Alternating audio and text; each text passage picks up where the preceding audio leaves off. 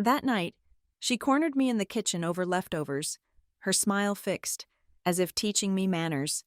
My father looked at me like I was the one ruining dinner. Don't make a scene. 3 years later, I stood in the glass atrium of Brayburn Meridian Foods. Head of ethics on my badge. They expected a new policy. I brought receipts, bylaws, and the camera they forgot was recording.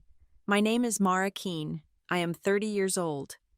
I stepped onto the dais, the polished composite wood cool beneath my sensible heels. The air was dry, smelling faintly of industrial glass cleaner and the lingering scent of burnt coffee from the morning rush at the lobby's espresso bar. A subtle, high-pitched whine hummed from the speaker array above, a sound just on the edge of hearing, designed to keep you alert. I adjusted the microphone. My hands were steady. My heart beat a calm, metronomic rhythm beneath the fabric of my silk blouse. I looked past the first few rows, up to the back corner of the vast room. There it was, a single, unwavering pinprick of crimson. The internal broadcast camera, its red light was on. It was recording. It was always recording. This was the atrium of Brayburn Meridian Foods Global Headquarters, a place they called Clearwater Yard. It was a cathedral of corporate optimism. 3 stories of uninterrupted glass, held up by white steel beams, designed to let in the maximum amount of light. It was meant to symbolize transparency. Today, it felt like an operating theater. The massive, stylized apple leaf logo of Brayburn Meridian was etched into the glass wall behind me, its reflection cast across the expensive carpet, distorted and watching, like a single, unblinking compound eye. My audience was assembled. The entire senior management tier of the North American division, directors, VPs, team leads, all of them here for the mandatory quarterly town hall. And my presentation was the keynote. In the front row, dead center, sat Celeste Rowe, my stepmother, the chief people officer of Brayburn Meridian Foods. She was immaculate, as always. Her silver blonde hair was pulled into a severe, elegant chignon. She wore a cream-colored Armani blazer, the lines sharp enough to cut. Her hands, perfectly manicured, rested lightly on the thigh of the man beside her. My father, Jonah Keene. He wasn't an employee, not technically. He was their most valued financial consultant, the man who kept the board steady and the investors happy. He sat there beaming, his expression one of paternal pride, completely oblivious. He'd kissed my cheek in the lobby, telling me how proud he was that I was finally settling into my role. He looked at Celeste, then at me on the stage, as if we were his 2 greatest accomplishments, finally sharing a space. Celeste's hand on his leg was a gesture of ownership, a silent reminder of the hierarchy. She was the CPO, he was her partner. I was the head of ethics, a mid-level position she had personally championed for me, believing it would keep me quiet, grateful, and contained. I turned to my laptop, my movements deliberate. I clicked the icon to begin the presentation. The title slide flashed onto the 20-foot screen behind me, bright and offensively cheerful in the company's signature sans-serif font. Psychological safety, building a culture of trust. The managers shifted, visibly relaxing. They'd been dreading a lecture on compliance or data security. This was soft, easy. This was an HR talk. They settled in, pulling out notepads, checking their phones beneath the table. They couldn't see the file name on my laptop screen. The presentation I had just opened was not Psych Safety Q3 Final, PPTX. The file was named Clawback Section 12. I let the silence stretch, standing perfectly still at the lectern, my eyes scanning the room. I made eye contact with a VP of logistics, with a director from marketing, with my father. He gave me a small, encouraging nod. Then, a disruption. From somewhere in the middle rows, a phone's ringtone blared out. Not a polite buzz, but a full, obnoxious, polyphonic tune. A jolt went through the room. People startled, checking their own pockets. The manager responsible fumbled to silence it, his face flushing crimson. The corporate spell was broken. The tension, which had been a low hum, was now a struck wire. In that moment of shared discomfort, I leaned into the microphone. My voice came out clear and cold, filling the atrium, slightly amplified and metallic. Psychological safety, I began. We use this term a lot. We print it on posters. We put it in our mission statement. I looked directly at Celeste. Her smile was practiced, attentive, the smile of a CPO listening to her subordinate. But what does it mean when the threat isn't in the office? What does it mean when the violence happens outside the conference room, but remains entirely within the ecosystem of power? I saw a few confused frowns. Good. Let's use an example. I kept my tone academic, as if describing a case study from a textbook. Imagine a senior executive, someone with immense power over careers, over compensation, over who stays and who goes. Now, imagine a subordinate in their home. This subordinate, let's say, eats a plate of leftovers, food that was not theirs to eat. In the front row, Celeste's smile didn't flicker, but her hand tightened on my father's leg. He, in turn, looked confused, wondering where this hypothetical was going.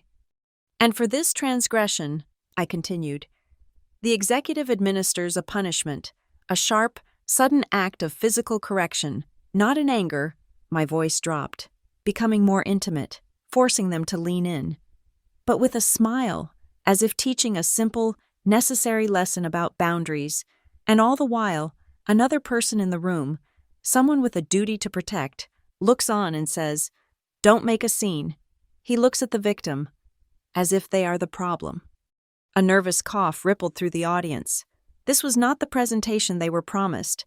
This was strange, specific, uncomfortable. A few managers in the back row exchanged uneasy, almost amused glances. What is this bizarre role play? I let the story hang in the air. Some of you, I said, my eyes scanning the managers who had chuckled, think this is an abstraction, a metaphor. I pressed the silver clicker in my hand. The slide changed. The cheerful title was gone. In its place, filling the 20-foot screen, was a high-resolution photograph. It was clinical, taken under a harsh fluorescent light. It showed the side of a human torso, from the ribs down to the hip, a constellation of deep, ugly bruises, purple, yellow, and a sick, greenish-black, was spread across the skin in a pattern that was unmistakably, horrifically, a handprint. The atrium went utterly silent. The only sound was the ventilation system. This image, I said, my voice like ice, was taken 3 years ago. It was documented by a family physician, the same physician many of you have on the company's premium health plan, the same physician who, when pressured, noted the cause of injury as a fall down the stairs. The blood had drained from my father's face. He was staring at the screen, his mouth slightly open, a terrible, dawning comprehension in his eyes.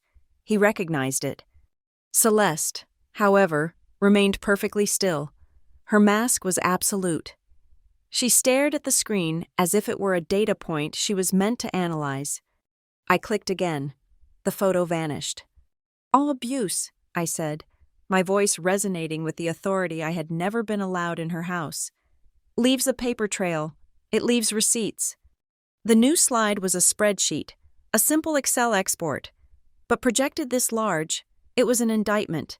It was a list of expenses, all charged to a corporate Amex. Specifically, Celeste Rose Corporate Amex. These are charges, I explained.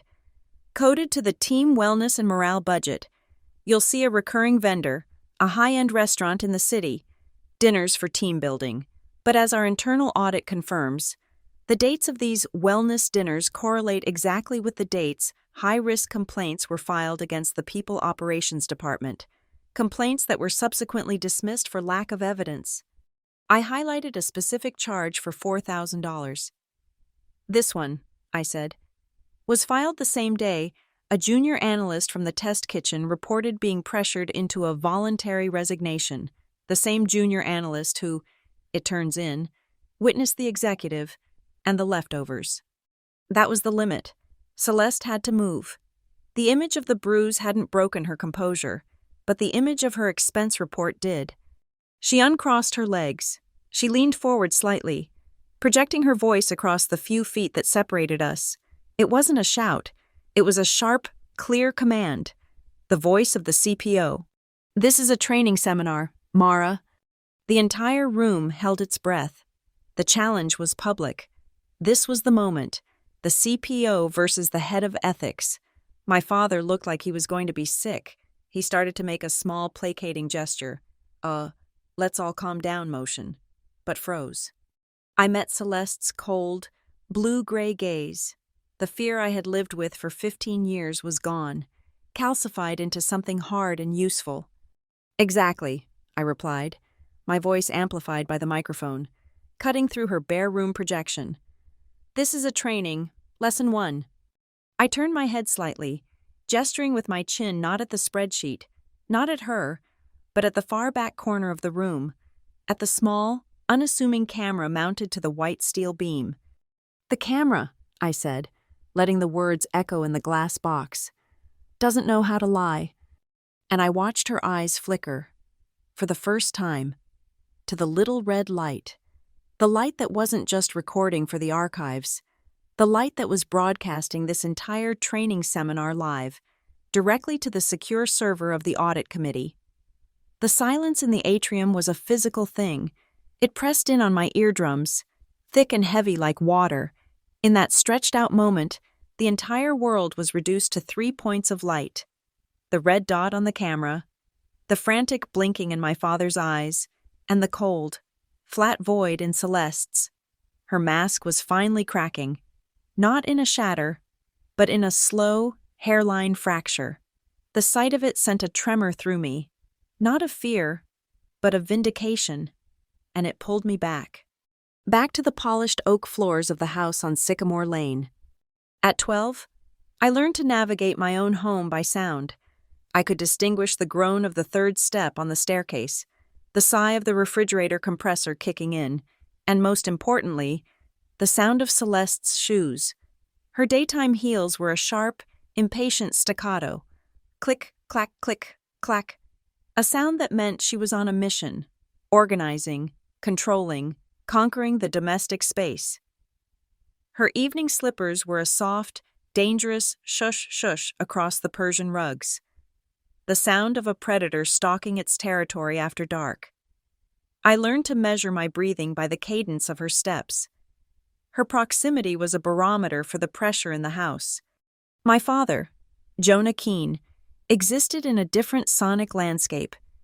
His was a world of muffled tranquility, the rustle of the Wall Street Journal, the clink of ice in a glass of scotch, the low murmur of a conference call from his home office.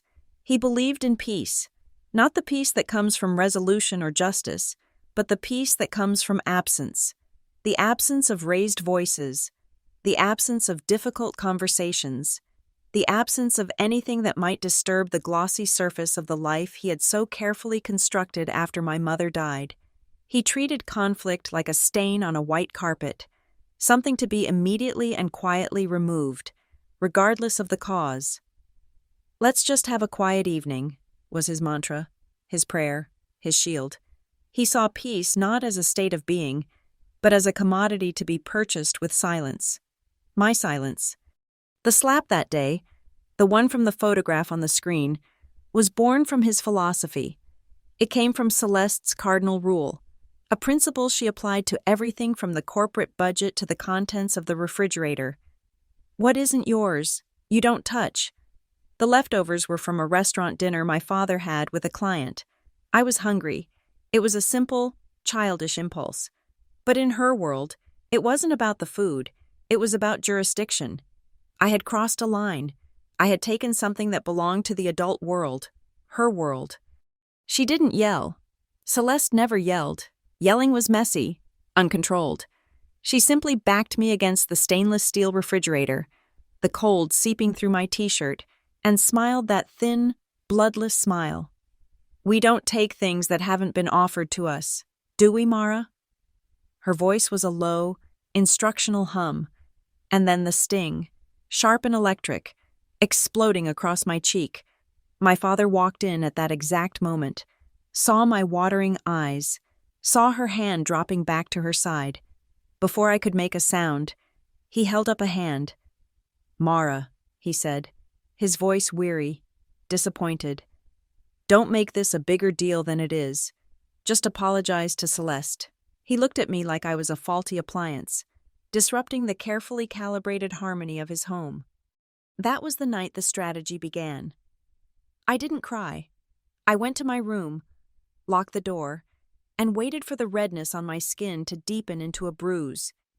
In the harsh, unforgiving light of my desk lamp, I took a picture with the cheap digital camera I'd gotten for my birthday. The angle was awkward, the focus a little soft, but the handprint was there, a faint galaxy of broken capillaries. I uploaded it to a newly created, password-protected cloud account. I named the file using a convention I would stick to for years. Year, month, day, hour, minute. 2008-0416 3.jpg. It was cold, clinical, and undeniable. Each time it happened, a grip on my arm that was too tight, a shove against a doorframe, a playful pinch that left a mark, I documented it.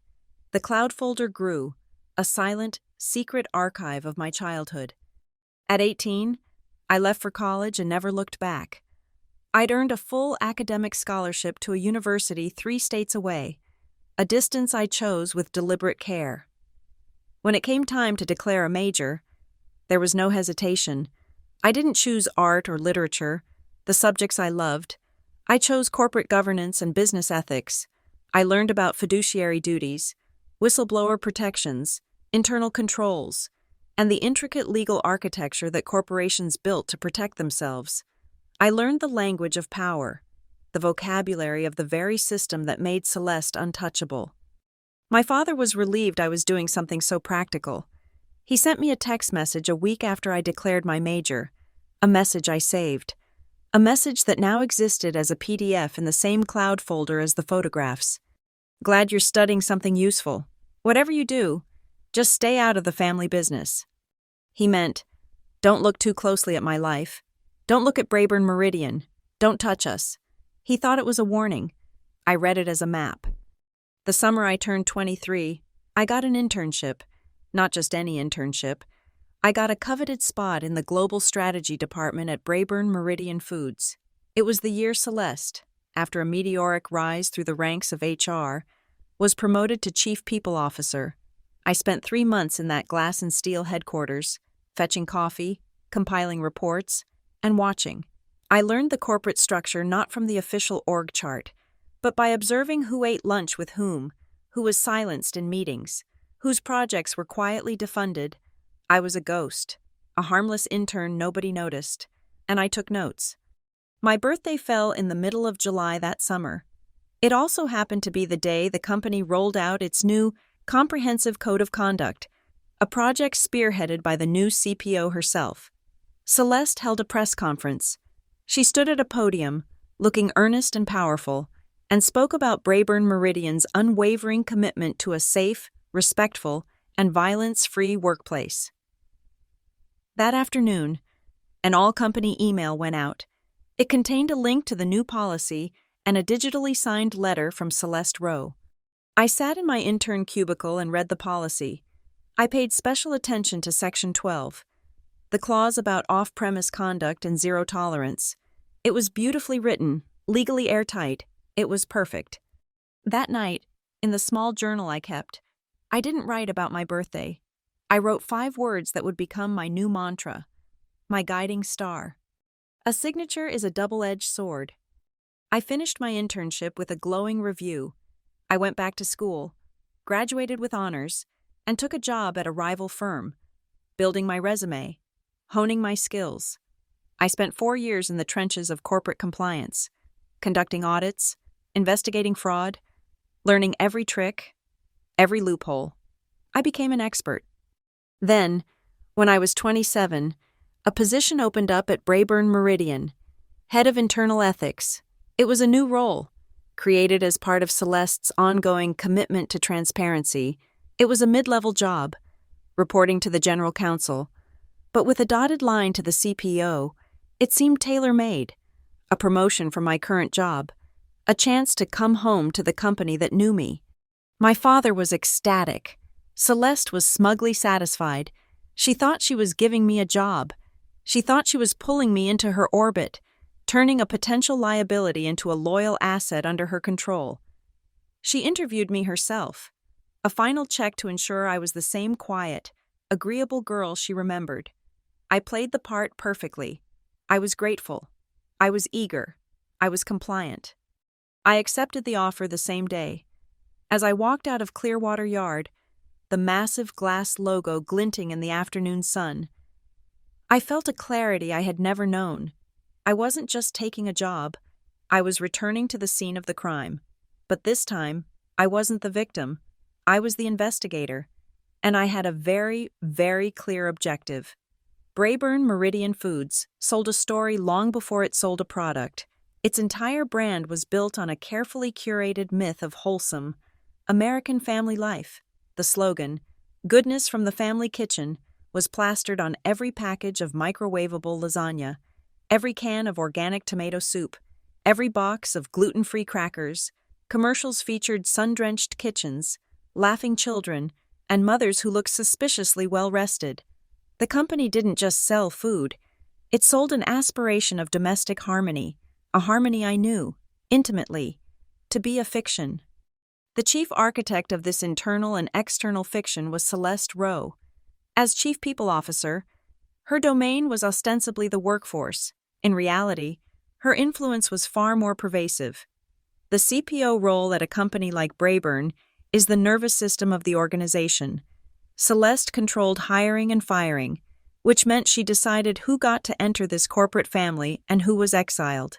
She oversaw internal investigations, which meant she was the gatekeeper of all official secrets and scandals. She managed compensation and benefits, giving her leverage over the financial well-being of every single employee. It was soft power, but it was absolute. She built a culture not of trust, but of fealty. Loyalty to Celeste was rewarded with promotions, bonuses, and plum assignments. Dissent, even the mildest questioning of her authority, was met with a slow, systematic professional strangulation. You'd be passed over for a promotion, your project would be defunded, or you'd suddenly find yourself on a performance improvement plan. Celeste never left fingerprints. She simply adjusted the climate until you were forced to leave on your own. My father's role was more ambiguous, which made him both less and more powerful. As a contract consultant, Jonah Keene wasn't on the payroll. He didn't have an office, just a permanent visitor badge that gave him access to the executive floor. He was the whisperer, the consigliere to the board of directors. When the company was considering a merger, they called Jonah. When quarterly earnings looked soft, they called Jonah. His influence was gravitational. Pulling the levers of high finance from a comfortable distance, this arm's-length relationship gave him plausible deniability. He wasn't mired in the day-to-day politics. He could float above it all, serene and detached, which made his rare interventions all the more impactful. It also meant he could conveniently ignore the rot in the people operations department, dismissing any rumors as the petty grievances of a large organization. He was insulated from the consequences of Celeste's reign. My first major act as head of ethics was to propose a new initiative. I called it Speak Safe. On paper, it was a state-of-the-art anonymous reporting system.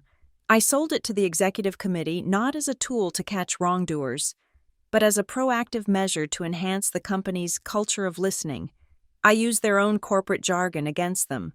I talked about fostering psychological safety and empowering our team members. Celeste, trapped by her own rhetoric, had to endorse it. She couldn't very well argue against a system designed to promote the very values she championed in public. She approved the budget, believing it would be nothing more than a suggestion box, a place for employees to vent about the quality of the coffee in the break room. What she didn't know was that the system I designed was far more sophisticated. Every report was encrypted, routed through off-site servers, and tagged with metadata that allowed me to track patterns and correlations without ever knowing the identity of the reporter. And crucially, my mandate included the authority to conduct a quarterly audit, a systematic review of all reports and their resolutions. The audits were my search warrant. The headquarters itself was the perfect camouflage for my work. The open-plan offices, the glass-walled conference rooms, the bright, airy coffee bars. It was all designed to project an image of transparency and collaboration. Motivational posters with the company's "We Care" tagline lined the hallways. I saw them as a backdrop of profound irony. Amid the performative openness, I sat in my small, glass-walled office and gathered data. I was hunting for secrets in a building with no walls. The first thread appeared within 6 months. During my second quarterly audit, the SpeakSafe system flagged a statistical anomaly. The algorithm I'd built wasn't just looking at individual complaints. It was looking for clusters, and it found one.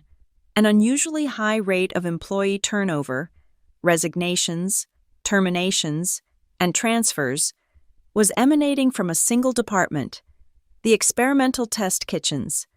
This was the company's creative heart, where new recipes were developed. It was a high-pressure, but highly sought-after, place to work. The attrition rate made no sense. It was a department Celeste was known to visit frequently, taking a personal interest in the development of new product lines that fit her vision of the brand. With the turnover data as a starting point, I began pulling other records. Financials were the easiest place to start. I cross-referenced the dates of the sudden departures from the test kitchen with Celeste's expense reports. The pattern was immediate and glaring. Within a week of each voluntary resignation, there was a significant charge on her corporate card for a team wellness dinner. The charges were always from the same outrageously expensive French-American bistro downtown, a place known to be her personal favorite. The amounts were too high for the number of people on the team, and the description was always the same vague, unprovable justification. Morale event for R&D staff. It was hush money, paid for with company funds and disguised as a benefit. The next thread was a vendor contract. Brayburn, like many large corporations, had a robust vendor diversity initiative designed to ensure they were contracting with a wide range of minority and women-owned businesses. It was a PR cornerstone. A new contract had recently been awarded for a series of company-wide unconscious bias training seminars. The winning firm was a small, brand-new consultancy. Checking the incorporation documents was a simple matter of public record. The sole proprietor, the lead consultant, who now had a lucrative multi-year contract, was Celeste's first cousin. The entire initiative, designed to promote fairness, had been corrupted to enrich her own family. The most damning piece of evidence, however, came from a routine data integrity check I requested from the IT department.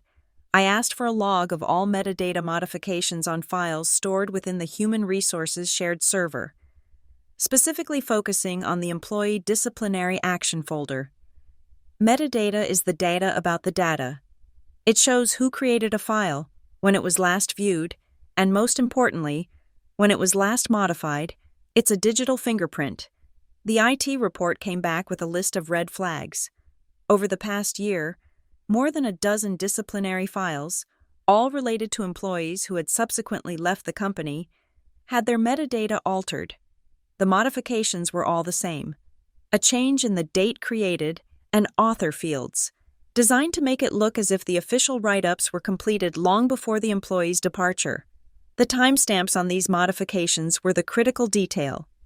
They all occurred between 10 p.m. and midnight, long after the HR department had gone home for the day, and they were all executed from a single IP address, one hardwired to the CPO's executive office.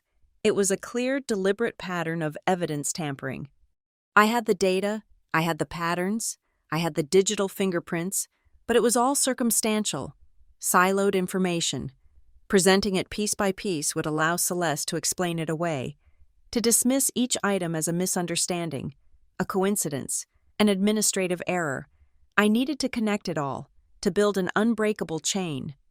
Sitting in my office late one Tuesday night, surrounded by the faint hum of the building's climate control, I made a decision. The official audit process was too slow, too transparent. It would alert her, give her time to cover her tracks more thoroughly. I needed to move outside the established channels. I opened a new, encrypted folder on my local drive, firewalled from the main company network. I named it Project Nightingale. This was the beginning of the shadow audit, a parallel investigation, running in the dark, using the official data I'd gathered as a map to find the bodies she had buried. I would use my authority to ask for more information, but I would no longer log my true reasons. From that moment on, my official work would be a cover for my real work. The hunt had begun. The corporate bylaws of Braeburn Meridian Foods were a dense, 300-page document of legal boilerplate. They were a cure for insomnia. No one read them. No one except the lawyers who wrote them and the internal auditors paid to enforce them. And me. I had read every line, but I only cared about one subsection. It was buried deep in the executive compensation agreement, past the clauses on stock options and golden parachutes. It was titled Section 12, Clawback Provision and Zero Tolerance Policy on Off-Premise Conduct. The language was deliberately cold.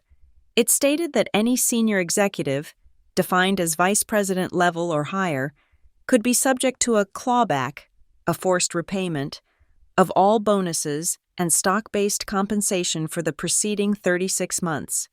The trigger for this clawback was not just financial malfeasance. The clause was specific.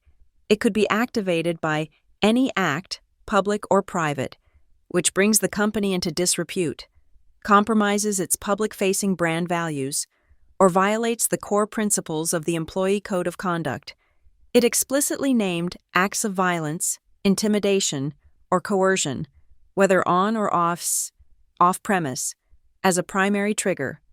It was a weapon of mutually assured destruction, designed to keep the company's highly paid leaders perfectly in line, protecting the goodness from the family kitchen brand above all else. The most beautiful part? The author of this precise, brutal piece of corporate legislation was Celeste Rowe. She had proposed it herself 5 years prior, during her campaign to become CPO. She had framed it as a moral necessity, a way for Braeburn to lead by example in the family food sector. It was a PR move, a way to look tougher and more principled than any of her rivals for the job. She had built her own cage and handed the world the key, never once imagining anyone would dare to use it. Proving it was her work was the first step of the shadow audit.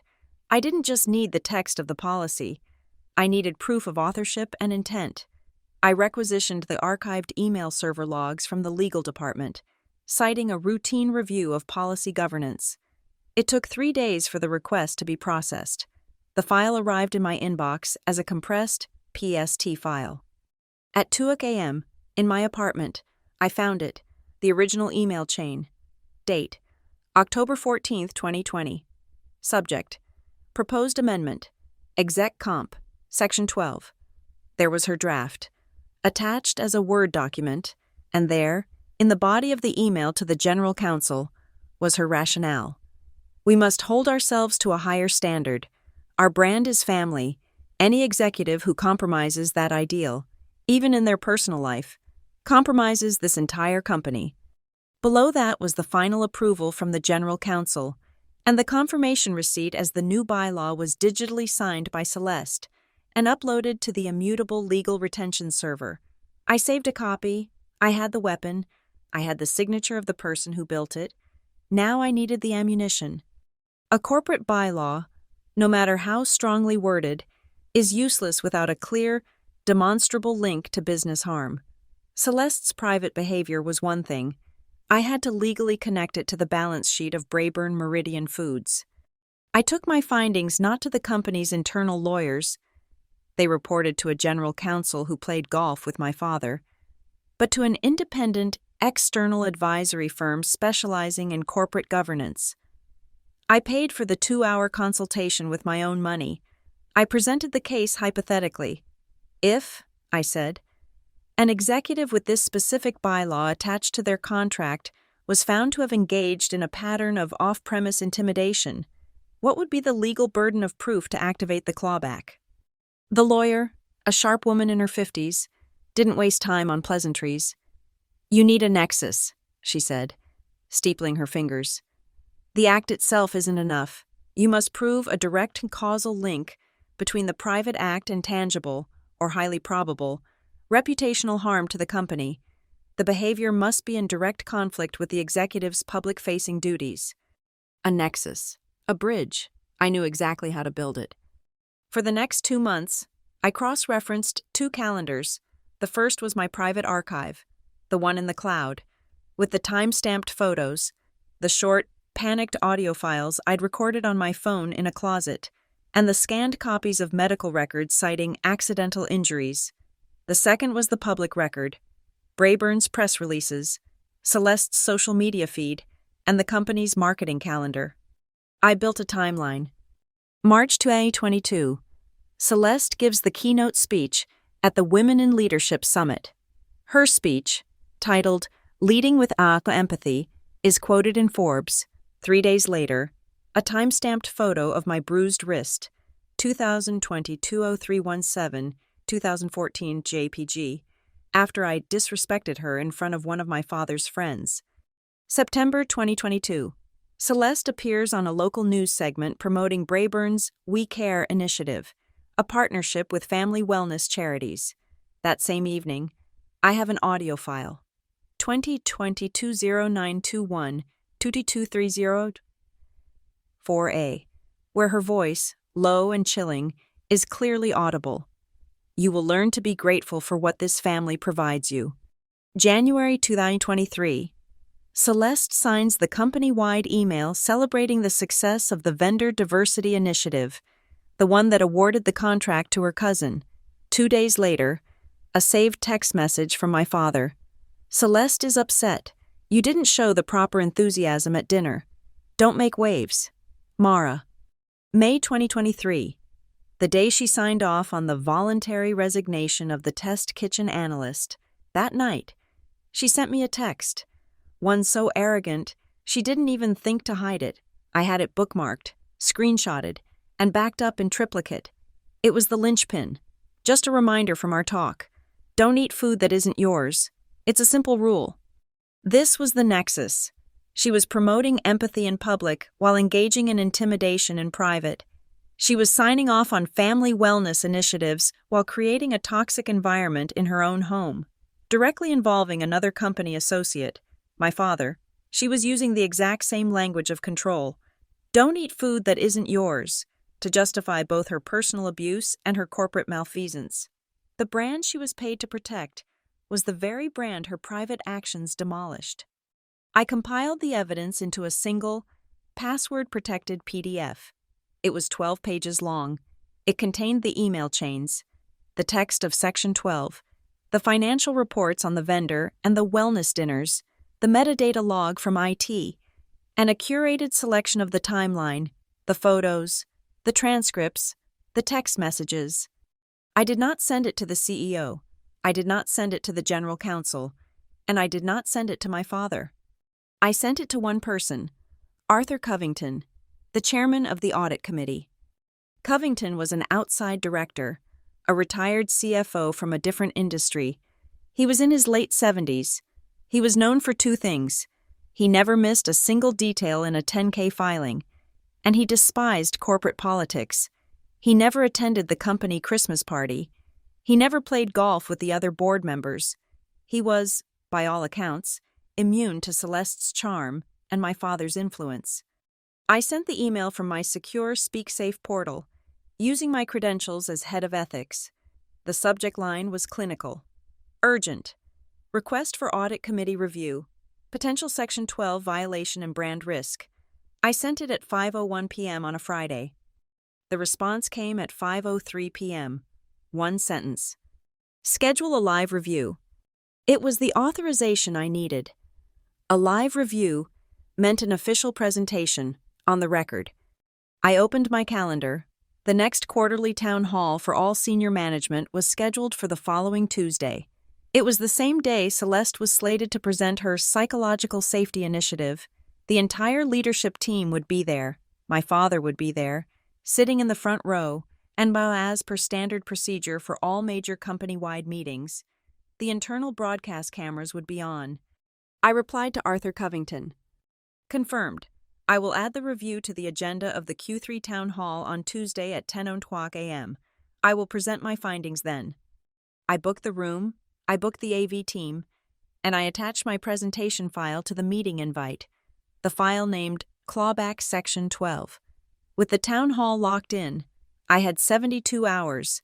The data I had was strong, a cold, hard case of financial and procedural abuse, but it was impersonal, to make it undeniable. To link the corporate monster to the domestic one, I needed a human voice. I needed to weaponize the very tool Celeste had approved. I launched Speak Safe Week. It was a full-spectrum corporate blitz. Posters went up in the break rooms. Banners appeared on the company intranet homepage.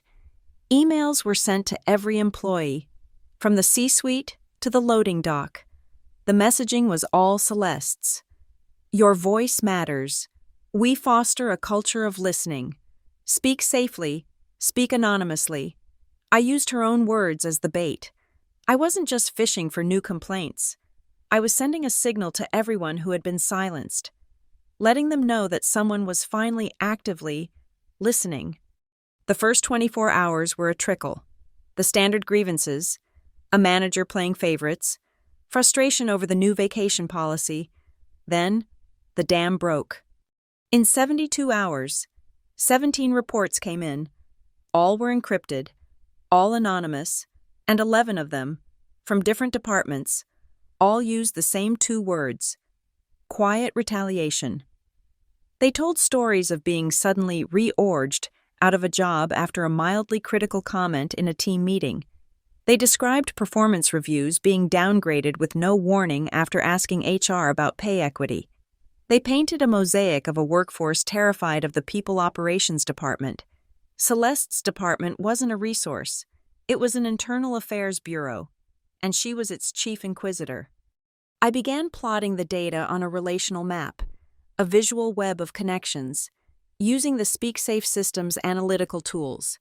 I tagged each report by department, complaint type, and key names. A visible, undeniable cluster began to form. The red dots, indicating high-risk complaints, all congregated around 2 central nodes: Celeste's wellness budget and the vendor diversity initiative. The map looked like a heat signature, a bright flare of toxicity burning at the very center of the company's HR structure. This map would be my second slide. Then, on the second night, a new report came in that was different. It wasn't anonymous. The employee had checked the box. I am willing to be contacted by the ethics department. I consent to using my name.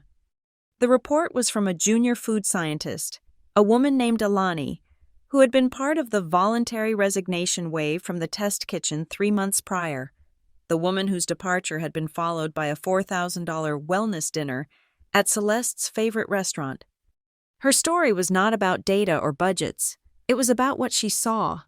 She wrote, "I am writing this because I heard about Speak Safe Week.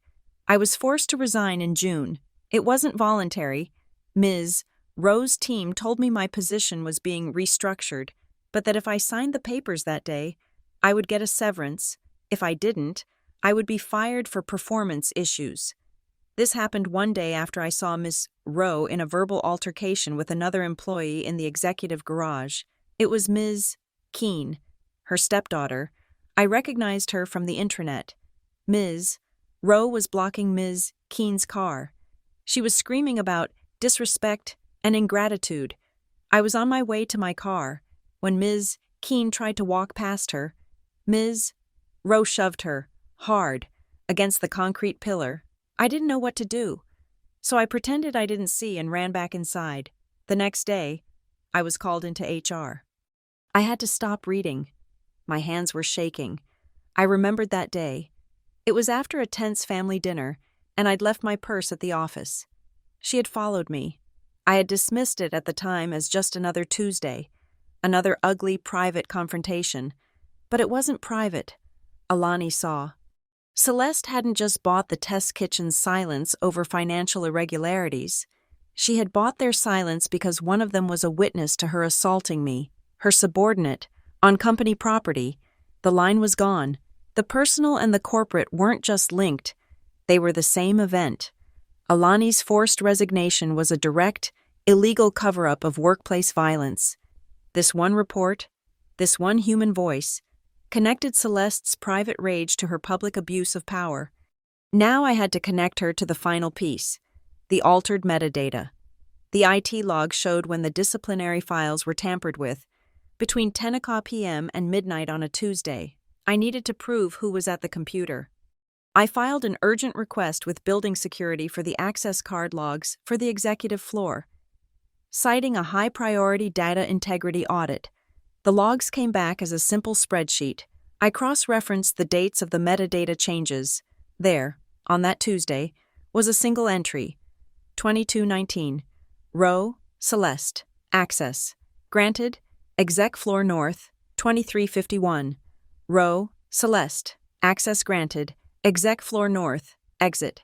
She was the only executive in the building at that time. She was physically at the scene of the digital crime. But I needed more. A log could be disputed. She could claim she was just working late. I needed to see inside the room. I went back to a T. I need the hallway camera footage from the executive floor for that night. The IT manager shook his head. Sorry, Mara. Retention policy on hallway cams is only 30 days. That was almost 6 months ago. The primary server is wiped. What about the off-site backup? I asked.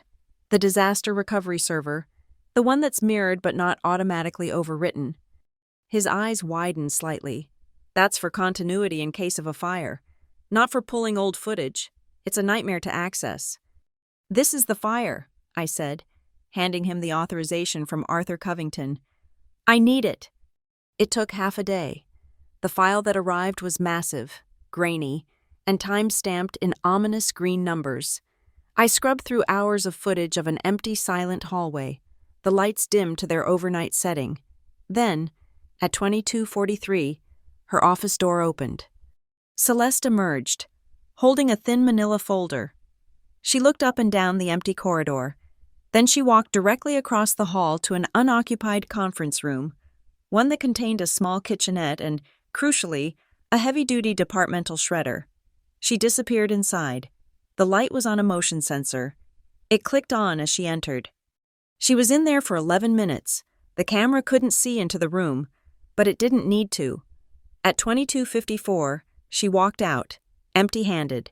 She went back to her office and didn't emerge again until she left for the night. She had shredded the evidence.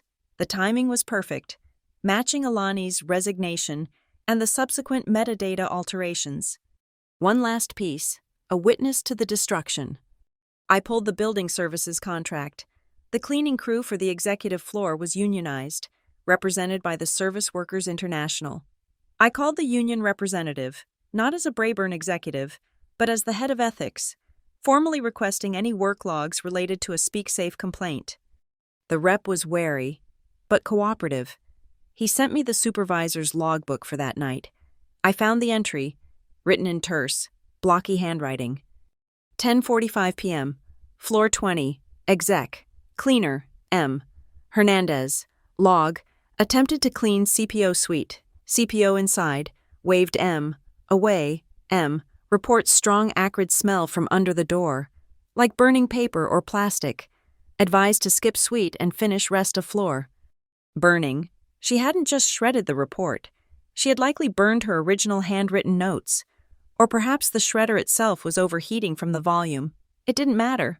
The smell, combined with the video and the logs, created an ironclad timeline of evidence destruction. My case was nearly complete. I had the corporate fraud. I had the witness to the workplace assault. I had the digital and physical proof of a cover-up. I just needed one more thing to break the wall of silence she had built.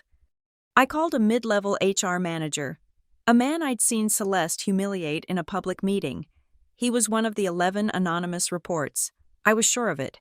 I told him I was presenting a review to the audit committee and needed someone to speak to the culture of the People Operations Department.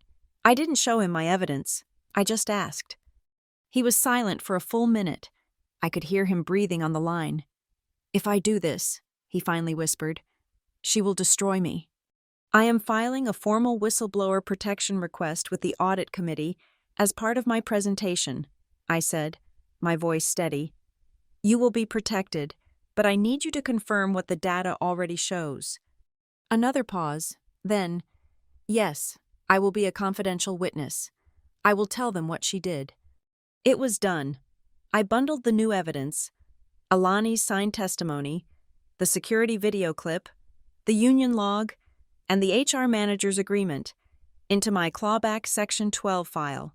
To make it irrefutable, I sent the entire package to 3 independent department heads, the head of IT security, the VP of physical security, and a senior lawyer in the general counsel's office who I knew despised Celeste. I asked for a simple reply. Confirm receipt and authenticity of data from your department. One by one, their replies came in, each a digital signature locking a piece of the chain in place. I had the video, I had the witnesses, I had the money trail, and I had her own signature on the bylaw that would be her ruin. I closed the file, attached it to the town hall meeting invite one final time, and clicked Send Update. The trap was set. All I had to do now was walk onto the stage. The atrium was a vacuum. My last words, "The camera doesn't know how to lie," had sucked all the air out of the room, leaving behind a ringing silence. 200 executives stared at me, their faces a mixture of confusion, alarm, and for a few, a dawning, delicious fear. In the front row, my father looked pale, his hand hovering near his tie as if he couldn't get enough oxygen.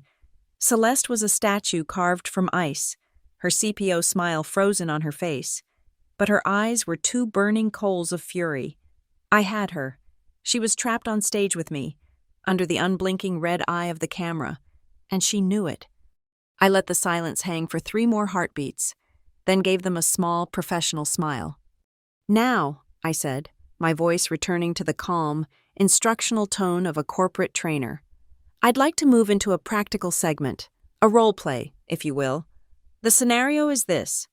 What do you do when the person violating our code of conduct is your own boss?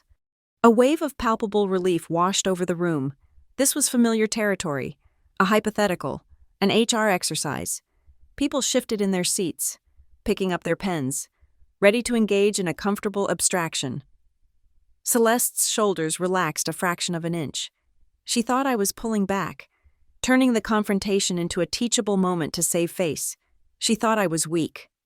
To set the scene, I continued, let's consider the nature of evidence. Sometimes it's direct. Sometimes it's about connecting 2 seemingly unrelated data points. I clicked the remote. The screen behind me split into 2 panels. On the left, a professional photograph appeared. It was from the Braeburn Meridian Annual Charity Gala the previous year. Celeste stood at a podium, bathed in a warm, golden light. She was laughing, her right hand raised in a toast, the camera catching the brilliant flash of the 3 large, custom-set diamond rings she always wore. She looked regal, benevolent, powerful, the embodiment of the We Care brand. On the right panel, another photo loaded. It was one of mine, from the cloud, 2024-0512-23155 JPG. It was a close-up of my own upper arm, taken under the harsh white light of my bathroom. A massive, hand-shaped bruise was blooming there, a violent sunset of purple and deep blue. The skin was mottled and swollen, and pressed into the center of the bruise, leaving faint, pale indentations in the damaged tissue, was the perfect negative imprint of those same 3 diamond rings. The date of the gala and the timestamp on my photo were identical. A sound started in the back of the room and spread forward, a low, sibilant wave of whispers. It wasn't outrage, not yet. It was the sound of 200 minds trying to process an impossible equation. The public CPO on the left, the private monster on the right. They were the same person. The math was right there, 20 feet high, for everyone to see. My father made a small, strangled sound. He stared at the screen, then at Celeste, then back at the screen. The carefully constructed walls of his denial were being sledgehammered into dust. Celeste leaned toward him. Her movement was fluid, reptilian. I couldn't hear her whisper from the stage, but I could read her lips. I knew the words by heart. She's making this up. She's always been dramatic. She was trying to frame it as a family squabble, a daughter's hysterical fantasy. She was seeding her defense, starting with the person she controlled most completely. I saw the flicker of doubt in my father's eyes. He wanted to believe her. It would be so much easier to believe her. "I understand this may be difficult to process," I said into the microphone, my voice cutting through the whispers and silencing them. "Visual evidence can be misinterpreted. Context is everything." I raised the clicker. "So let's review another data point. This one is from our own internal security system." I pressed the button. The screen went black, plunging the room into a momentary twilight. The only light came from the emergency exit signs and the faint glow of laptops. Then, the new image appeared. It was grainy, low resolution, stamped with green digital text in the corner. Corridor 20C, 2002-50122, 2243-15. The silent video began to play. The entire atrium watched as the CPO, Celeste Rowe, emerged from her office late on a Tuesday night. They watched her look furtively up and down the empty executive hallway. They watched her walk across the corridor into a dark conference room, clutching a manila folder. They watched the motion sensor lights flicker on, illuminating her for a moment before she moved out of the camera's direct line of sight. There was no dramatic music, no narration, just the hum of the building's server fans and the sight of our chief people officer, alone, after hours, in a place she shouldn't be, with a file that shouldn't exist. They watched the screen for 11 minutes. They saw nothing but an empty hallway, and then they saw her emerge from the conference room, empty-handed. The silence in the room was different now. It was no longer the silence of tension or confusion. It was the absolute, dead silence of complicity. Every person in that room understood what they had just seen. They had just witnessed the destruction of evidence. They were all witnesses after the fact. My father had his head in his hands. He wasn't looking at the screen anymore. He was staring at the floor, as if the expensive corporate-branded carpet could swallow him whole. "This footage," I explained, my voice flat and cold, "was taken on the evening that the disciplinary file of a junior test kitchen analyst was illegally altered in our system. The same analyst who was coerced into a voluntary resignation one day after witnessing an act of physical violence in the employee parking garage." I let that hang in the air. I had connected all 3 dots. The bruise, the witness, the cover-up. The picture was complete. Now it was time for the signature. "Some of you may be wondering what the consequences are for such actions," I said, turning a page on the lectern.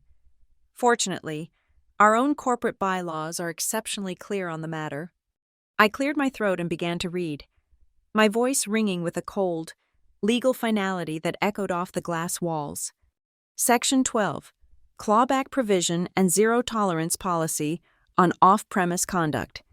Any act, public or private, which brings the company into disrepute, compromises its public-facing brand values, or violates the core principles of the Employee Code of Conduct, including but not limited to acts of violence, intimidation, or coercion, shall trigger an immediate review by the Audit Committee and may result in the clawback of all bonus and stock-based compensation for the preceding 36 months.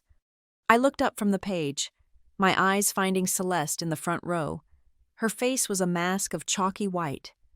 "A powerful and well-written policy," I said, my voice dropping slightly. "As proposed, authored, and signed into effect 5 years ago by our own Chief People Officer, Celeste Rowe." Checkmate. A chair scraped against the floor. From the 3rd row, a tall, elderly man stood up. Arthur Covington, the chairman of the Audit Committee. His face was grim, his eyes like chips of granite. He didn't look at me. He looked at the front row. His voice was not loud, but it cut through the dead air like a surgeon's scalpel. "This meeting is adjourned," he said. He then turned his head toward the senior VPs and Celeste. "The executive team and the chief people officer will convene immediately, boardroom B." It was an order, not a request. As if on cue, 2 members of the corporate security team, dressed in discreet dark suits, appeared at the main doors. They moved with a quiet, professional efficiency. They approached the HR manager I had spoken to and the VP of logistics, whose department had processed the fraudulent vendor contract. One of them spoke, his voice too low to be heard from the stage, but the message was clear. They weren't being arrested. They were being gently requested to remain as material witnesses for the board meeting. The executive team began to stand, a slow, dazed herd. My father got to his feet like a man twice his age, avoiding my gaze, avoiding Celeste's. As they filed out toward the designated boardroom, I noticed a movement at the back of the atrium. One of the AV technicians was panning a small, secondary camera, following the procession of executives. Its little red light, like its larger sibling, was still on. The record was not over. I reached forward and pressed the power button on the microphone. The faint humming sound died. I ejected the small, encrypted USB drive from my laptop, the one containing the full, unredacted clawback Section 12 file, and slipped it into my pocket. It was a physical object now, a tangible weight.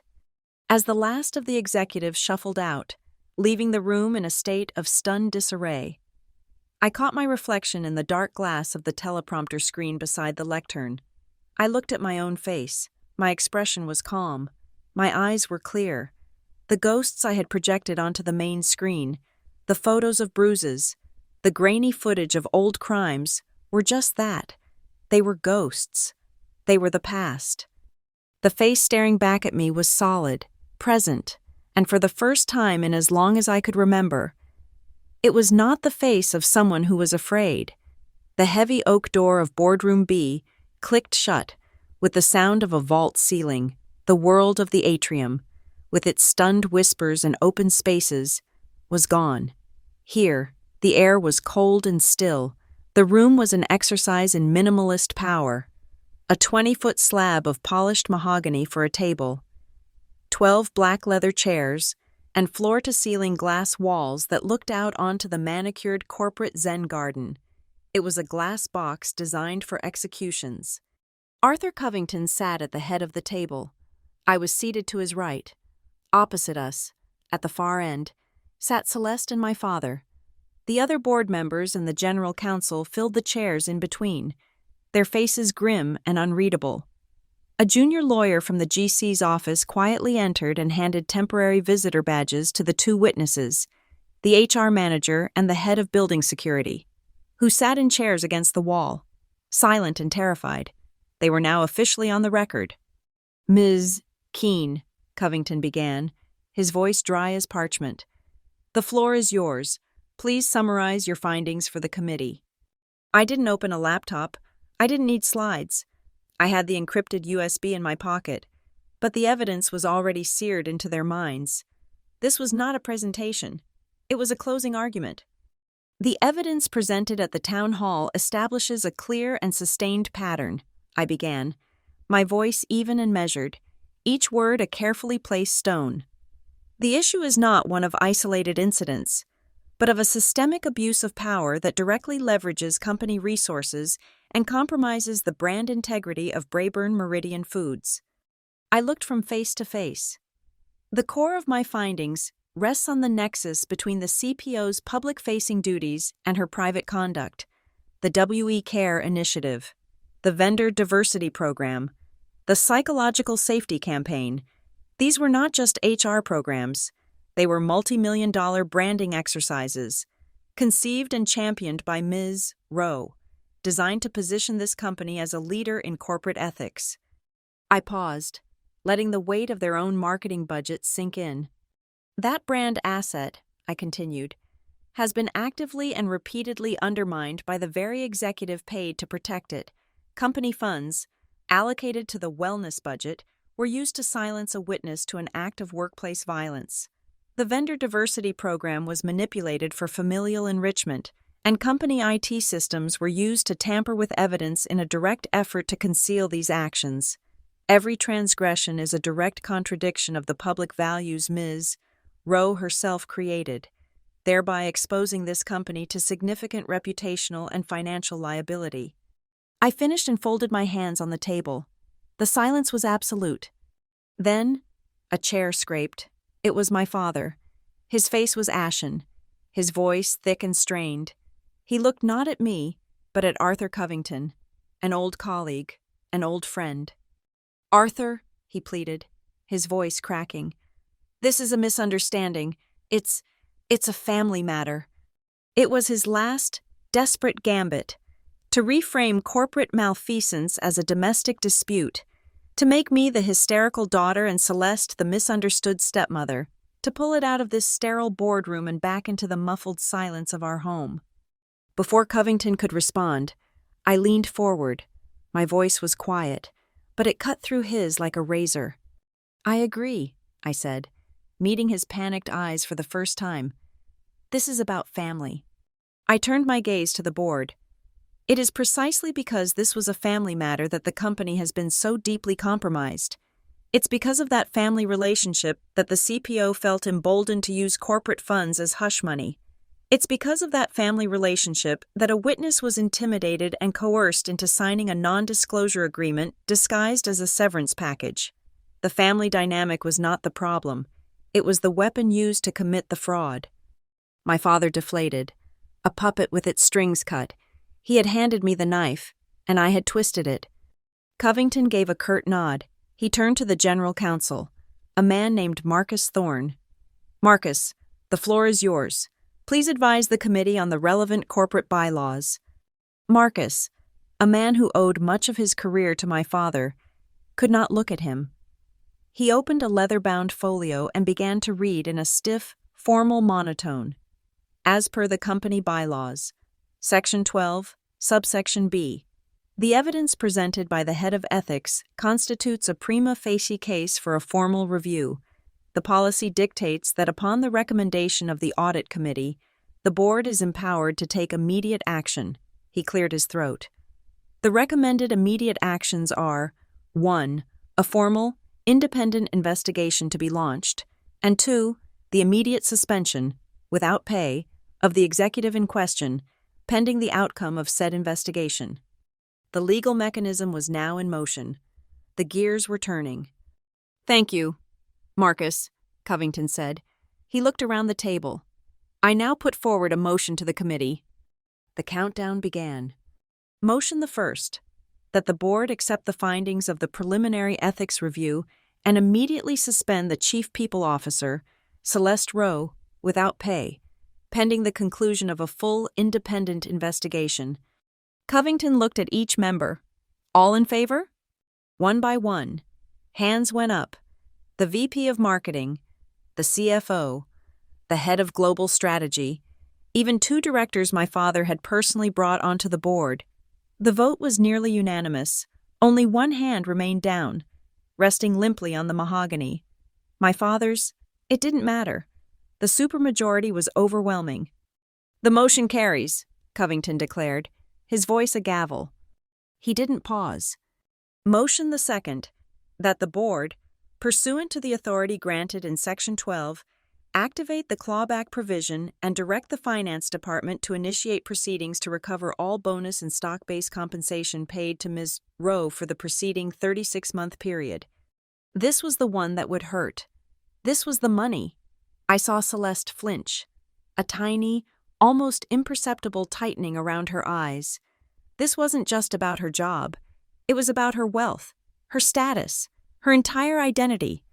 All in favor? Again, the hands went up, faster this time. The first vote had broken their paralysis. Now, it was just risk management. "The motion carries," Covington said again. The gears turned another click. Motion the third, that the board authorize the immediate and transparent disclosure of these actions to our shareholders and the relevant regulatory bodies. We will control the narrative by being forthright. This was the final nail, the public humiliation. All in favor? Every hand went up, even my father's. It was a faint, trembling gesture, but it was a hand in the air. He was voting to save the company, to save himself from shareholder lawsuits. He was voting to publicly condemn the woman sitting next to him. "The motion carries unanimously," Covington stated. He turned to the corporate secretary. "Let the minutes reflect that all 3 motions have passed." The evidence package presented by Ms. Keene is to be entered into the record as Exhibit A. I felt a sense of finality, but there was one more piece of business. Mr. Chairman, I said, speaking into the silence, I would like to add one final motion. Covington raised an eyebrow. I move that the board formally extend full, comprehensive, and legally binding whistleblower protections to all employees who have contributed or will contribute to this investigation, including but not limited to Alani Sharma and David Chen. Effective immediately. This protection must include a guarantee against any form of retaliation, present or future. Covington didn't even put it to a vote. So ordered, he said. The General Counsel will draft the necessary protections immediately. It was a signal to everyone in the room, and everyone who would hear about this meeting. The old rules were dead. The business was concluded. The execution was complete. In the deafening silence that followed, Celeste slowly turned her head. She didn't look at the board members who had just destroyed her. She didn't look at Arthur Covington. She didn't even look at me. She looked at my father. Her face was a mask of cold, reptilian fury. Her voice, when it came, was a low, venomous hiss that carried across the silent room. "Jonah," she said, "you're siding with the girl?" The entire room held its breath. This was the true verdict, not the corporate motions, but the personal allegiance, the final choice. My father did not move. He did not speak. He simply sat there, staring at the polished grain of the mahogany table as if it were the most interesting thing in the world. He stared at his own hands, resting on the wood, as if he'd never seen them before. He did not look at her. He could not look at her. His silence was absolute. His silence was his answer. His silence was a confession. And in that glass room, under the cold, unforgiving light, it was the loudest sound I had ever heard. The heavy door of Boardroom B swung open, and the cold, pressurized silence of the meeting was instantly replaced by the vast, ambient hum of the atrium, the sound of the building's life rushing back in, the distant chatter from the coffee bar, the ding of an elevator, the mechanical whoosh of the HVAC system. Legal and security had peeled off with Celeste, a quiet, professional escort leading her not to her office, but to the garage. She was a non-entity now, her access already being revoked by an IT tech on another floor. My father was left behind. He stood alone by the towering glass wall that overlooked the Zen garden, a man marooned on a corporate island. He looked smaller than I had ever seen him, his expensive suit suddenly looking like a costume, too large for his frame. He was staring out at the raked gravel, but his eyes were unfocused, seeing nothing. He was a man in profound, sudden shock. I walked toward him. My footsteps on the polished stone floor were sharp, the only sound in our immediate vicinity. He heard me approach and flinched, a small, involuntary jerk of his shoulders. But he didn't turn. I stopped beside him. We stood there for a full minute, side by side, looking at the same blank garden. "Jonah," I said, using his name, not Dad. It felt more accurate. He turned his head slowly. His face was a grayish white, his skin waxy, his eyes, the eyes that had always held a comfortable, paternal authority, were now just fogged and empty. "Mara," he whispered. It was a question, a plea. What now? I didn't answer. Instead, I reached into the leather satchel I'd brought with me. I pulled out a single, folded piece of paper and held it out to him. A plain white envelope. He looked at it as if it might be a snake. His hands, which had guided billion-dollar mergers, were trembling as he took it. He opened the flap. Inside was not a legal document. It was a printout of an email from 12 years ago, sent from his account to mine, during my first semester of college. He unfolded it. He read the words he had typed to his 18-year-old daughter. "I'm glad you're studying something useful. Whatever you do, just stay out of the family business." He looked up at me, his brow furrowed in a deep, uncomprehending line. He didn't understand. Not yet. He thought this was some petty, childish, "I told you so."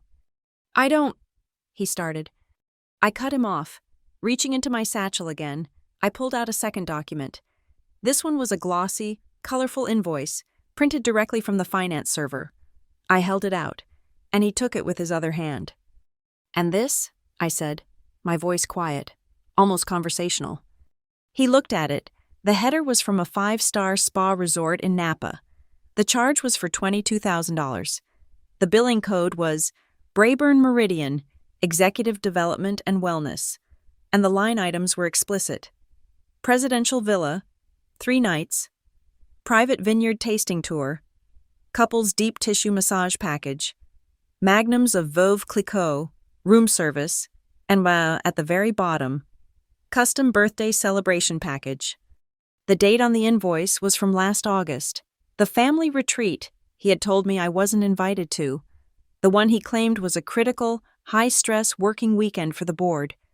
It was her 50th birthday, I said, my voice a blade of ice. Not a family retreat, not executive development. It was a party you threw for her, and you paid for it by lying to your own company. You billed it to the shareholders.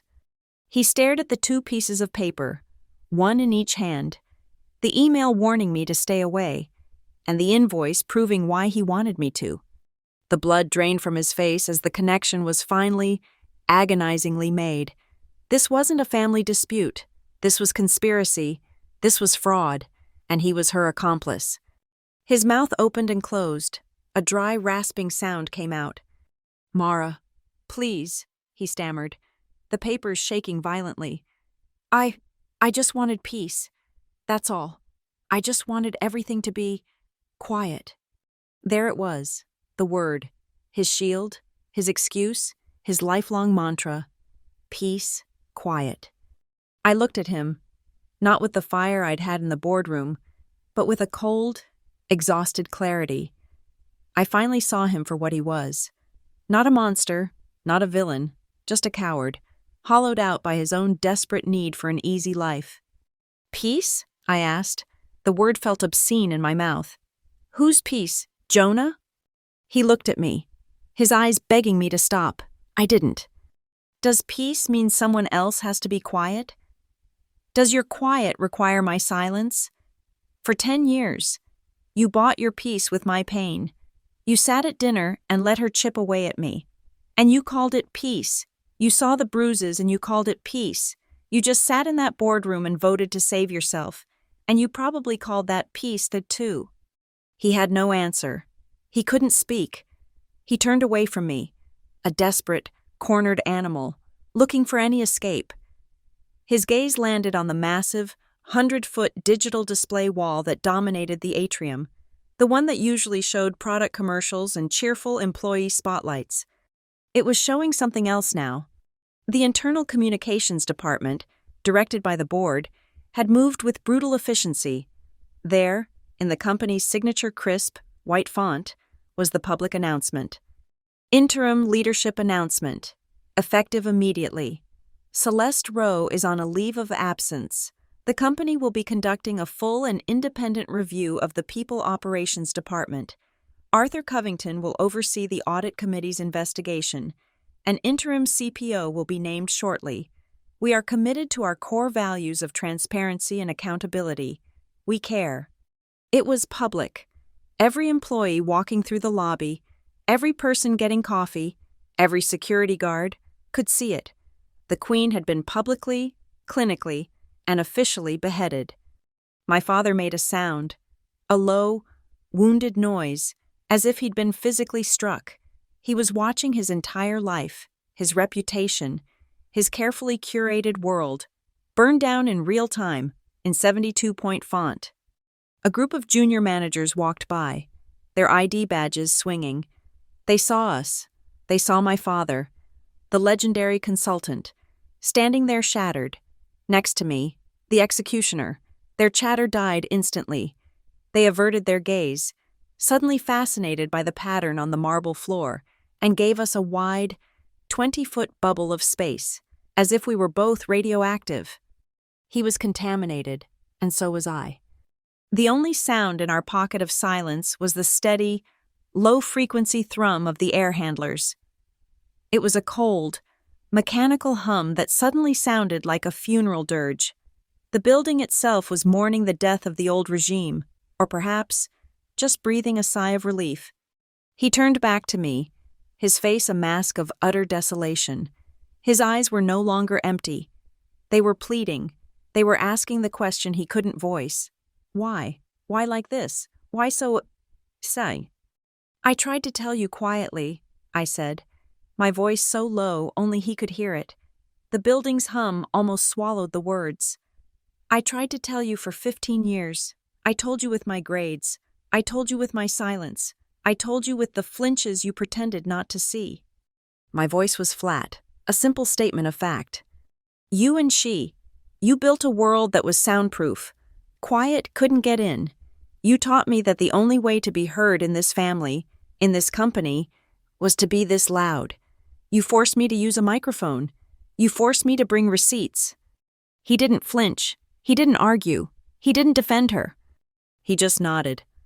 It was a tiny movement, a barely perceptible dip of his chin, but it was the single most honest thing I had ever seen him do. It was a concession, a surrender.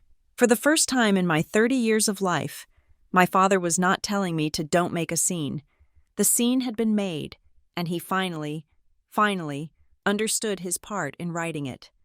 I looked into his eyes and saw the shatter, the moment a man's entire self-perception, the good husband, the proud father, the brilliant businessman, fractures into 1,000 pieces, revealing the hollow, terrified thing it was built around. The shatter was devastating. And then, just behind it, I saw something else, a tiny, flickering spark in the wreckage, a glimmer of agonizing, impossibly late light. He was finally seeing me, not as a problem to be managed, not as a disruption to his peace, but as me. It was done, the clawback, the suspension, the public fall. That was for the company. This single, silent, shattering moment of clarity, this was for me. He opened his mouth, his lips trembled. I knew what was coming next. I could see the words forming, the last reflex of a lifetime of denial. Mara, please, what about the press? We have to think of the family. We have to save face. He was going to ask me to help him clean this up. He was going to ask me, after everything, to save face. I didn't let him cheapen this one, true moment by asking me for one more act of silence. I turned my back on him. I left him standing there, alone in the center of the atrium, holding the 2 pieces of paper that defined his life, the lie he had told and the lie he had paid for. I left him to be consumed by the whispers, the stares, and the cold, bright light of the truth. I walked toward the main entrance, my heels clicking on the stone, a steady, measured, and final sound. I did not look back. The aftermath was not a storm. It was a series of quiet, efficient clicks, the sound of a complex machine being methodically disassembled by a team of professionals. The drama was over. This was the disassembly line. By 3 o'clock that afternoon, while I was still drafting my formal report in the quiet sanctuary of my office, the first legal move was made. The company's general counsel, Marcus Thorne, acting on the direct order of the audit committee, filed a petition in the local superior court. It was not a criminal complaint, but something far more immediate and corporate, a workplace violence restraining order. The petitioner was Brayburn Meridian Foods, on behalf of its employee, Mara Keene. The respondent was Celeste Rowe. The petition cited a documented pattern of harassment and physical intimidation by a senior officer that created a hostile and unsafe work environment. By making the company the petitioner, they transformed my family matter into a clear-cut case of corporate liability. They were not protecting me out of altruism. They were protecting their asset and indemnifying themselves against any future lawsuit I might file. It was a cold, brilliant, and brutally effective move. The court granted a temporary order, effective immediately. Celeste was now legally barred from coming within 500 feet of me, my office, my car, and my home. A lock had been clicked into place. Simultaneously, the digital execution took place. A ticket was created in the IT system. Priority 1. Offboarding. Involuntary separation. Within minutes, Celeste's network access was severed. Her email account was frozen and archived for legal discovery. Her access to the company servers, the HR databases, the financial systems, all of it was gone. At precisely 3:45 p.m., a uniformed security guard, accompanied by a junior HR representative, met Celeste in the executive garage where she was waiting for a car service. He did not speak. He simply held out his hand. She placed her corporate ID badge and her company-issued phone into his gloved palm. The plastic badge, which had given her access to every room, every floor, every secret in the building, was now just a useless piece of plastic. Click, another lock. At 4 a.m., the external communications began. The first was a terse, legally vetted letter sent via secure wire to all major shareholders and financial analysts. It did not contain my name or the details of the abuse. It was a masterpiece of corporate deflection. It stated that, following an internal ethics review, the board of directors has voted to activate Section 12 of the executive bylaws, and that the company is taking decisive action to uphold the highest standards of conduct and protect our brand's core values.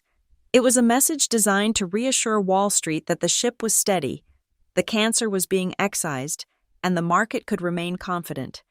It turned my personal trauma into a bullish signal of strong corporate governance. An hour later, the public press release went out. It was a softer version of the shareholder letter, intended for the media and the public. It mentioned the leadership change and the internal review. Crucially, it ended with a new paragraph, one I had insisted be included in my recommendations to the board. It was a strong reaffirmation of the company's commitment to the Speak Safe program, explicitly stating that Brayburn Meridian has a zero-tolerance policy for retaliation against any employee who comes forward with a good-faith concern. It was a signal to the entire company. The old rules were dead. The fear was over. The proof arrived in my inbox that evening. 3 separate emails, all from private Gmail accounts. They were from Alani Sharma and 2 other former R&D employees who had been part of the voluntary resignation wave. The messages were short, hesitant, but electric with hope. They had seen the press release. They had heard the news through the company grapevine. They were asking if, under the new circumstances, their positions might be reconsidered. I forwarded all 3 emails directly to the newly appointed interim CPO with a single line. Please prioritize these conversations. They are material witnesses who deserve to be made whole. Click, a lock being opened. The next morning, I received a call from the union representative for the service workers. His voice was gruff, laced with a cynical surprise. "Hey, heard what you did," he said. "Forgoing any pleasantries. The cleaning crew. They never think anyone reads those logs. Thanks for showing them their work matters." It was perhaps the most meaningful validation I received in the entire process. He wasn't a VP or a board member. He was just a guy representing the people who cleaned the floors. And we had, for a moment, been on the same side, using his simple logbook to help topple an empire. My phone buzzed intermittently throughout the day with a number I didn't recognize. I let it go to voicemail. The messages were all from her. The first one was clipped, imperious. A command. "Mara, call me, immediately." The second was laced with a venomous, snarling fury. The third was something else entirely.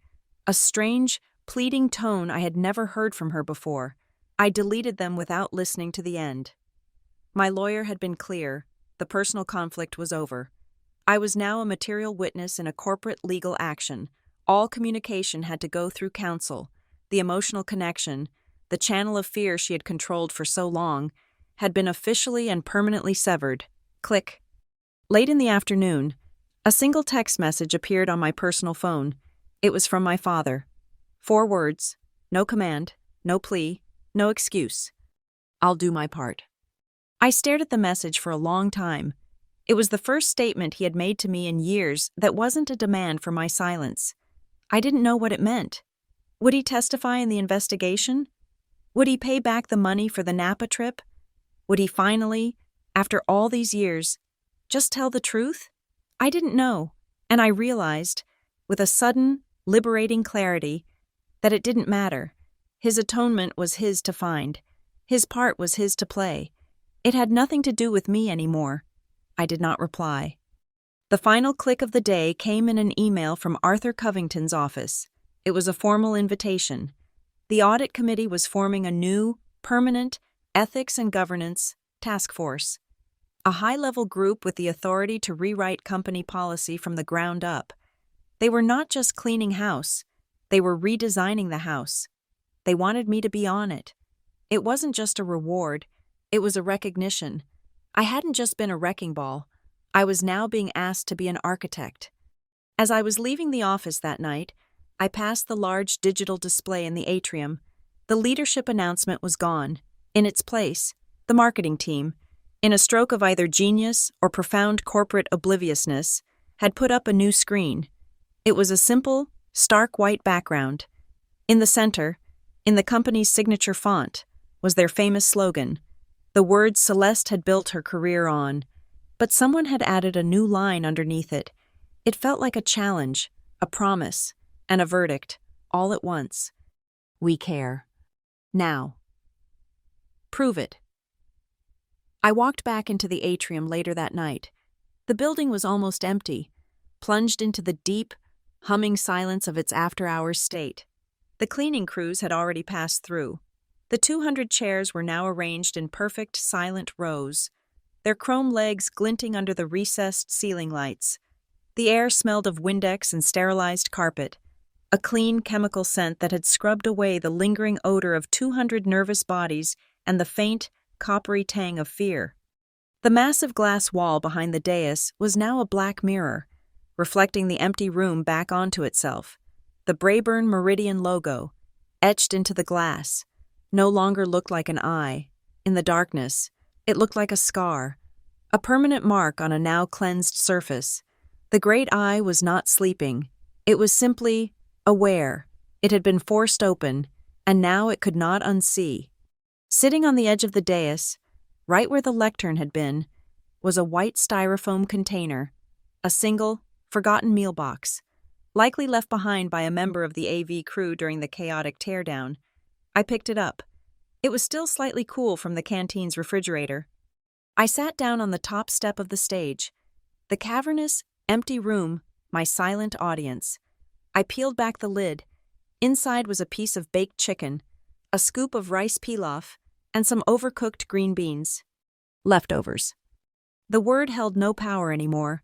It was just a description. Food that was left over. I picked up the flimsy plastic fork that was tucked into the lid. The smell was unremarkable.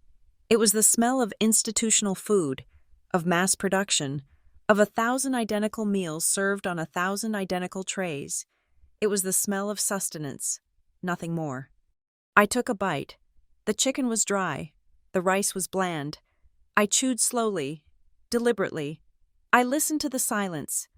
My own chewing was the loudest sound in the 3-story atrium. I listened for the sharp, impatient staccato of heels on a hardwood floor. I listened for the low, instructional hum of a voice telling me what I was allowed. I listened for the sharp intake of breath that always preceded a strike. There was nothing. There was only the soft sound of my own breathing, the quiet scrape of a plastic fork against styrofoam, and the steady, rhythmic beat of my own heart in my ears. I took another bite. I was just a woman, in an empty room, eating food. There was no rage. There was no fear. There was no one to please, and no one to placate. There was no shouting. There was no hitting. There was just the simple, profound, and absolute freedom of eating a meal in peace. My phone, resting on the step beside me, vibrated. The buzz was harsh in the stillness. I picked it up. The screen glowed with a new notification from the secure financial monitoring app I had installed. It wasn't a text message. It wasn't an email. It was a system update. A cold, automated line of text. Fiduciary action F1138 initiated. Clawback proceedings, row, Celeste. Status, complete. The machine had finished its work. The gears that I had set in motion had turned, and clicked, and locked into their final position. The money was being recalled, the numbers on a ledger, somewhere in a server farm miles away, were being rewritten. The last of her power, the wealth she had accumulated, was being officially, irrevocably erased. I put the phone down. I opened the Speak Safe app, the portal I had built to let the silenced speak. I navigated to the anonymous broadcast channel, the one visible to all employees. I typed a single line. It wasn't a boast. It wasn't a declaration of victory. It was a transfer of power. Thank you for believing in your own voice. I hit send. I imagined it appearing on phones and laptops across the company. I imagined a junior analyst seeing it and feeling a little less afraid. I imagined a factory worker reading it and understanding that the system could, sometimes, be forced to listen. I imagined Alani Sharma seeing it and knowing she had been heard. As I looked up, a change caught my eye. High in the corner of the atrium, the small, crimson eye of the internal broadcast camera blinked, and then it changed. The red light, the light of recording, of judgment, of the official record, turned off. In its place, a soft, green light illuminated. Stand by. The recording was over. The official testimony was concluded. I methodically finished the rest of the meal. When I was done, I pressed the styrofoam lid back onto the container until it sealed with a faint click. I stood up, walked over to the bank of receptacles by the main entrance, and dropped the container into the one marked recycling. A small, final act of cleaning up. I went into the executive washroom just off the lobby. The lights hummed on automatically as I entered. I turned on the faucet. The water came out with a low shudder, the pipes vibrating faintly from the pressure. I washed my hands, the soap cool and slick against my skin.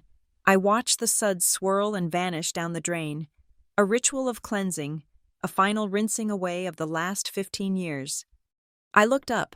The mirror above the sink was not glass, but a single, large sheet of polished stainless steel, chosen by the designers for its durability and sleek, industrial aesthetic.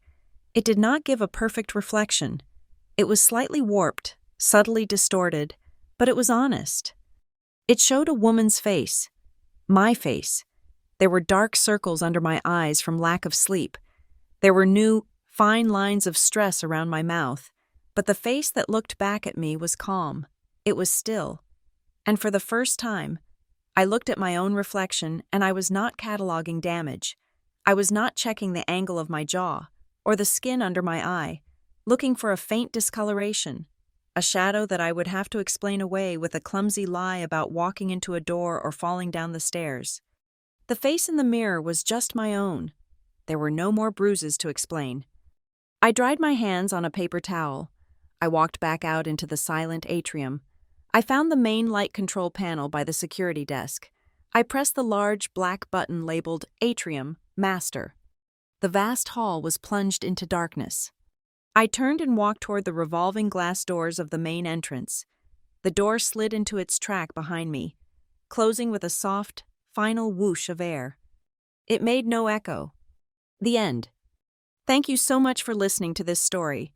I'd love to know where you're tuning in from. So drop a comment below and share your thoughts on Mara's journey. If you enjoyed this, please consider subscribing to the channel and liking the video. And if you want to help this story be heard by more people, please hit that hype button to give it an extra boost.